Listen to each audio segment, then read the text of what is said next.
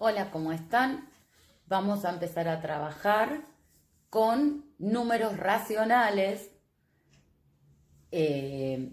solamente la parte de los números racionales positivos, porque bueno, el año que viene trabajarán con todo el conjunto de números racionales.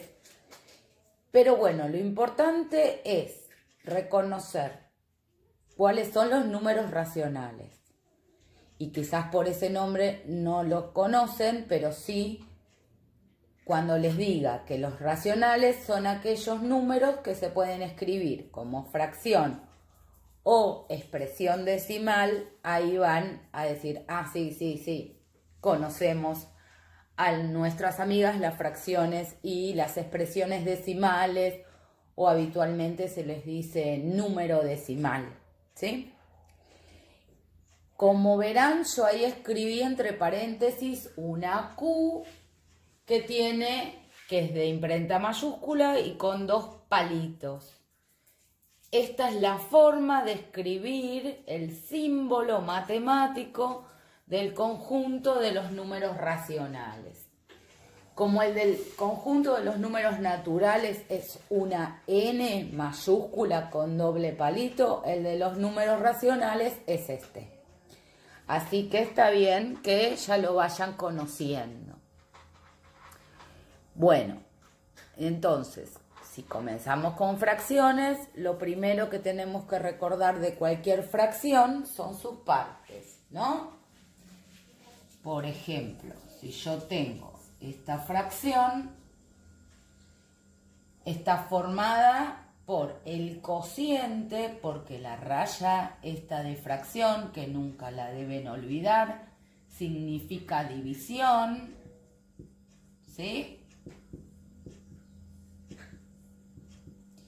Y está formada por, entonces, es el cociente entre dos números. El número que escribimos por arriba de la raya de fracción, seguramente recordarán que se llama numerador, y el de abajo de la raya de fracción se llama denominador.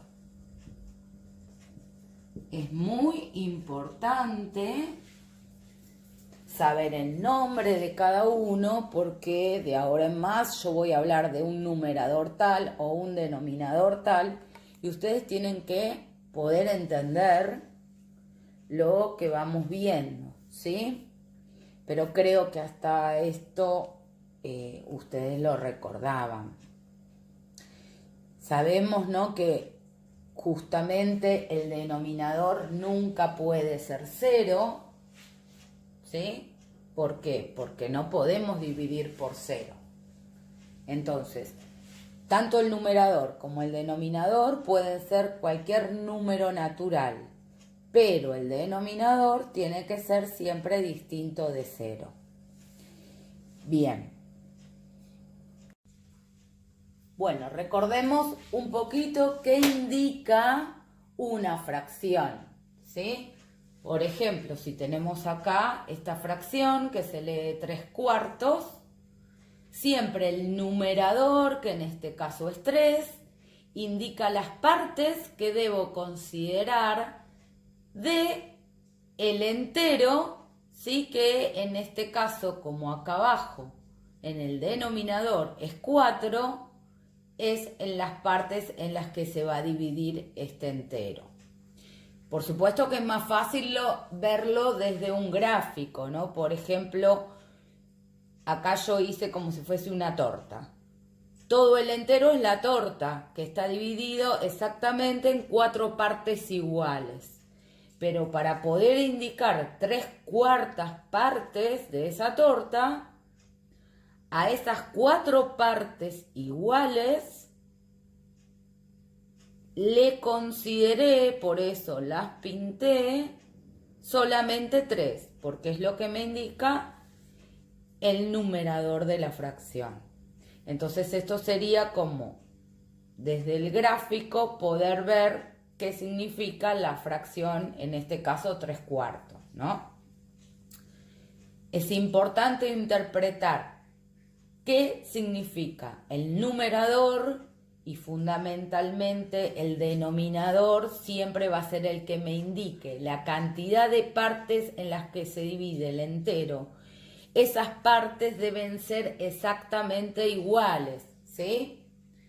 No pueden ser más o menos, porque si no estaría mal. Es decir, yo no puedo decir que si, no sé, hago algo así y tomo así y pinto esto, no puedo decir que porque esté dividido en dos partes, esto sea un medio, ¿sí? Porque claramente no es la mitad. Para poder representar un medio voy a tener que dividir exactamente a la mitad y tomar una de esas partes, ¿sí? Por eso es tan importante que cuando dividimos sean en partes iguales, ¿sí? Estas partes deben ser iguales. ¿Está bien? Bueno, recordemos ahora estos grandes grupos de fracciones. Las fracciones propias, que ahí les puse ejemplos, 2/3, 3/4, 10/81.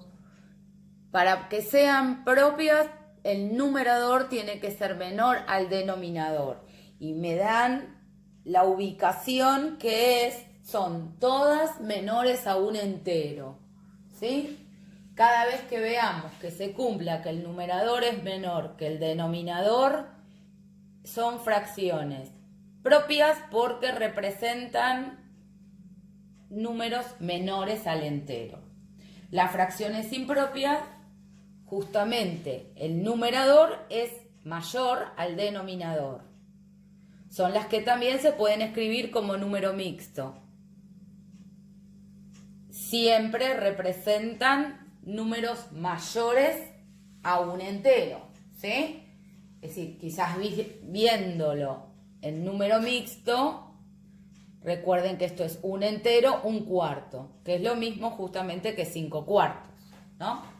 Los números mixtos por lo general muchos no se usan, pero mientras tanto los recordamos. Las fracciones impropias entonces representan siempre más de un entero. Y luego tenemos las aparentes, que en realidad son fracciones, pero representan números enteros, como el 4/medios, ¿sí? Que representa 2 enteros, o 4/4, que es un entero, ¿sí? Por eso se llaman aparentes, porque son fracciones, pero son enteros, aunque aparentan ser fracciones. Si ustedes recuerdan recién el gráfico de la torta que había dividido en 4 y había pintado 3, si hubiera pintado todo el entero me hubiera quedado 4/4, ¿sí? Y era un entero. Entonces, bueno, en realidad, bueno, nada más que se los recuerdo, porque ahora cuando los ubiquemos en la recta numérica nos va a servir tener esta clasificación a mano. Bueno, para terminar con este repaso de lo que más o menos conocían de fracciones, vamos a recordar cómo comparar fracciones. Es decir, comparar para poder determinar qué fracción es más grande que otra, ¿sí? O por ejemplo, como puse en este caso, ¿cuál es menor? ¿3/7 o 4/9? Si una de las dos fuese propia y la otra impropia, podríamos ayudarnos que justamente una impropia siempre va a ser mayor que una propia, que es menor a un entero. Pero en este caso ambas fracciones son propias. Sabemos que ambas fracciones son menores a un entero. Pero ¿cuál de las dos es más grande? Entonces, para eso el criterio es muy fácil, ¿sí? Lo que vamos a tener que hacer para poderlas comparar es multiplicar empezando por el 3, es decir, por el numerador de la primera fracción, y lo vamos a multiplicar por el denominador de la segunda fracción. Nos queda 3 por 9. Y por otro lado, vamos a multiplicar el denominador de la primera fracción por el numerador de la segunda fracción. Es decir, nos va a quedar 7 por 4. Ven que multiplicamos como cruzados, ¿sí? Bueno, una vez que hacemos esa multiplicación, hacemos la cuenta. 9 por 3, 27. Y 4 por 7 es 28. ¿Sí? Ahora sí podemos comparar y sabemos fácilmente que 27 es menor a 28. ¿Sí? Recuerden, el símbolo de menor es este. ¿Sí? Menor.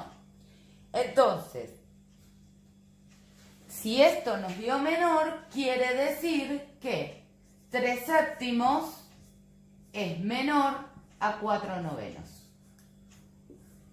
Y así de simple las pudimos comparar, sin tenerlas que representar en la recta numérica, ni nada más.